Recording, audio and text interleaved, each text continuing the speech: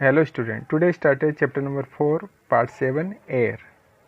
आज हम इस चैप्टर के पार्ट 7 को डिस्कस करेंगे। अब तक हमने आपको atmosphere, composition of the atmosphere के बारे में डिस्कस कर चुके हैं। स्ट्रक्चर ऑफ एटमॉस्फेयर में हमने आपको ट्रोपोस्फेयर, स्ट्रेटोस्फेयर, मेसोस्फेयर और थर्मोस्फेयर और एक्सोस्फेयर, ये जो 5 लेयर्स थे उनके बारे में डिस्कस किया था।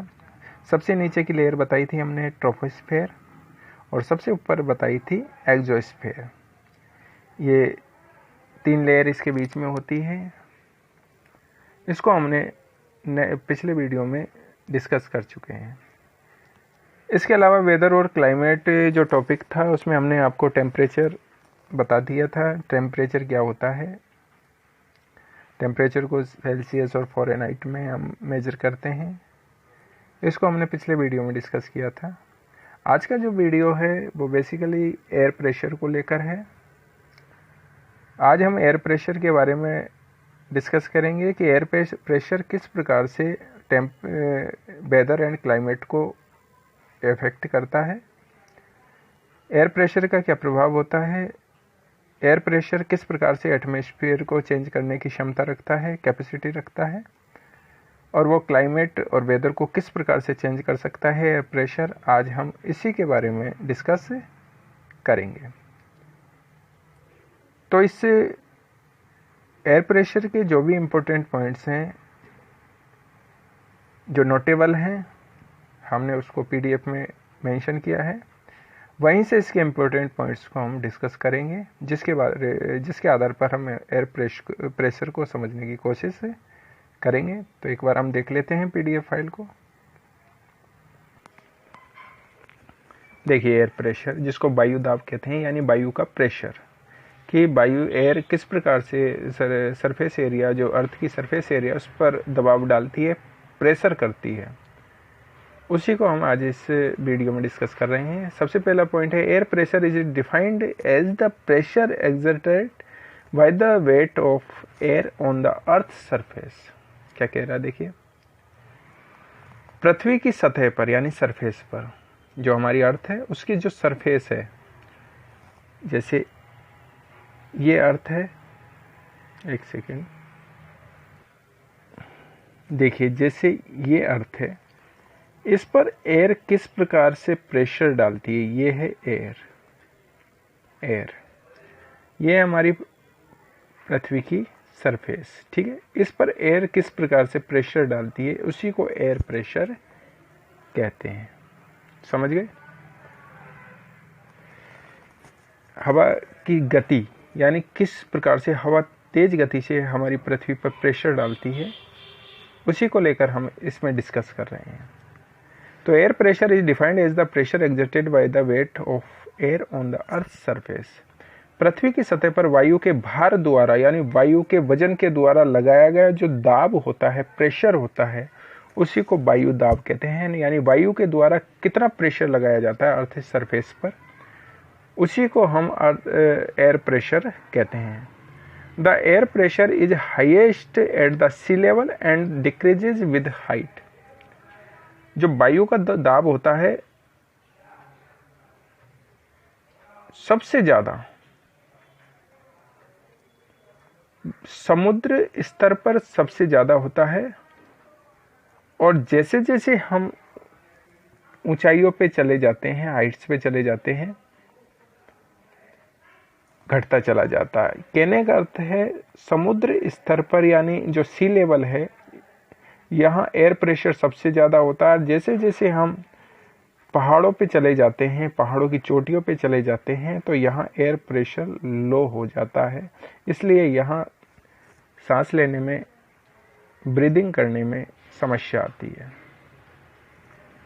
और जैसे जैसे एयर प्रेशर ऊपर हमेशा क्या होता है, लो होता है, और जो निचले एरिया हैं, जो नीचे की सरफेस एरिया पे जो सी लेवल है, वहाँ एयर प्रेशर सबसे ज़्यादा होता है।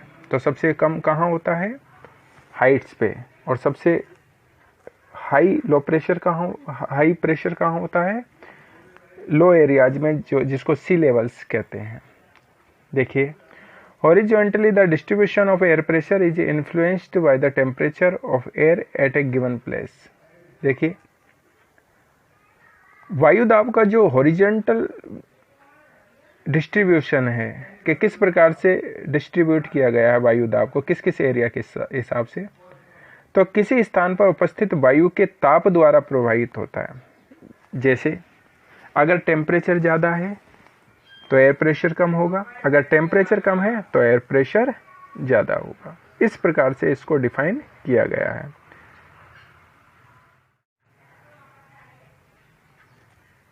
Where temperature is high, the air gets heated and rises with creates a low pressure area।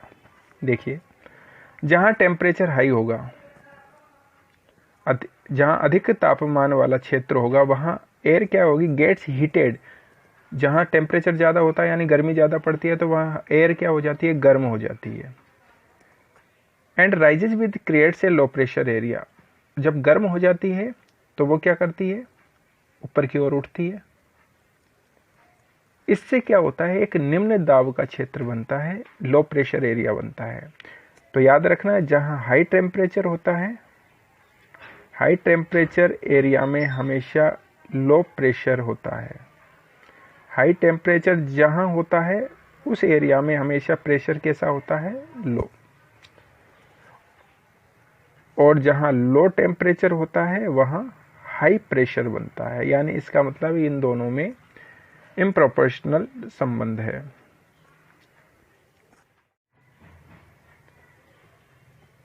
इसका मतलब है कि जो टेम्परेचर है और जो प्रेशर है उसमें इन्वर्सली प्रोपोर्शनल रिलेशन होता है। कहने का अर्थ है, अगर टेम्परेचर अधिक है तो प्रेशर कम होगा, अगर प्रेशर अधिक है तो टेम्परेचर कम होगा। यानी P is proportional to 1/T। कहने का अर्थ है कि अगर टेम्परेचर अधिक है तो प्रेशर कम होगा, प्रेशर अधिक है तो टेम्परेचर कम होगा, टेम्परेचर अधिक है तो प्रेशर कम होगा। एक बार फिर से समझ लीजिए, अगर टेम्परेचर हाई है तो प्रेशर लो होगा, अगर टेम्परेचर लो है तो प्रेशर हाई होगा। तो टेम्परेचर लो जहाँ ठंडे इलाके होते हैं वहाँ प्रेशर हमेशा क्या होता है, हाई होता है। और जहाँ टेम्परेचर हाई होता है, गर्म इलाके, वहाँ प्रेशर हमेशा, एयर प्रेशर हमेशा लो होता है। ओके, तो ये रिलेशन होता है इसमें। अगला देखिए, low pressure is associated with cloudy skies and wet weather. जो लो प्रेशर है, निम्न जो दाब का क्षेत्र है, वहाँ आकाश में बादल होते हैं और मौसम क्या होता है, वेट होता है यानी नम होता है, वेट वेदर होता है। जहाँ लो प्रेशर यानी बारिश का मौसम बनता रहता है, बादल होते रहते हैं। जैसे हमारे गर्म इलाका होता है तो यहाँ गर्मी पड़ती है तो उसके बाद बारिश का सीजन, रेनी सीजन स्टार्ट हो जाता है, क्लाउड्स आ जाते हैं स्काई में और वेदर वेट हो जाता है, नम हो जाता है, बारिश होने लगती है। नेक्स्ट पॉइंट है, where temperature is low the air is cold and therefore heavy. जहाँ टेम्परेचर लो होगा, जिन प्लेसेस पे टेम्परेचर लो होगा, वहाँ एयर हमेशा क्या होगी, कोल्ड होगी। यानी वे हमेशा कोल्ड प्लेसेज होंगे जहाँ टेम्परेचर हमेशा क्या होता है, कोल्ड प्लेसेज में लो होता है। एंड देयरफॉर हेवी, और जो एयर होगी वो हेवी होगी। हेवी है तो उसमें भारीपन होगा, हल्की एयर नहीं होगी। Heavy air sinks and creates a high pressure area. जो हेवी एयर होती है, भारी जो वायु में भारीपन होता है, वो क्या करता है, वो हाई प्रेशर वाला एरिया क्रिएट्स करता है, हाई प्रेशर बनाता है, यानी उच्च दाब का क्षेत्र बनाता है। तो ये हाई प्रेशर एरिया क्या करता है, high pressure area is associated with clear and sunny skies. तो जहाँ हाई प्रेशर एरिया होता है वहाँ हमेशा जो स्काई होता है वो क्लियर होता है यानी साफ होता है और सूर्य चमकता हुआ दिखाई देता है, यानी धूप अच्छी खिलती है। The air always moves from high pressure areas to low pressure area. और एयर हमेशा कहाँ से कहाँ मूव करती है, हाई प्रेशर एरिया से लो प्रेशर एरिया की तरफ, यानी ठंड से गर्म की ओर, यानी ठंडे से गर्म की ओर, क्योंकि लो प्रेशर एरिया हमेशा हाई टेम्परेचर वाले इलाके में पड़ता है और हाई प्रेशर एरिया हमेशा ठंडे वाले इलाके में होता है। तो हाई ठंडे से गर्म की ओर ये एयर मूव होती है। तो जब राजस्थान में गर्मी पड़ती है, टेम्परेचर अधिक होता है, तो जहाँ बारिश से यानी ठंडा इलाका होता है समुद्र के ऊपर से, वो बादल हाई लो प्रेशर एरिया की ओर मूव करते हैं और यहाँ बारिश होती है। तो हमेशा बादल जो बनते हैं वो हाई प्रेशर से लो प्रेशर की ओर चलते हैं, हाई प्रेशर से लो प्रेशर, और फिर लो प्रेशर वाले एरिया में क्या होती है, बारिश होती है, रेनी सीजन आता है। तो the air always moves from high pressure area to low pressure, यानी जो एयर है हमेशा हाई प्रेशर एरिया से लो प्रेशर एरिया की ओर मूव करती है। तो आज का हमने जो वीडियो था हमारा एयर प्रेशर को लेकर था।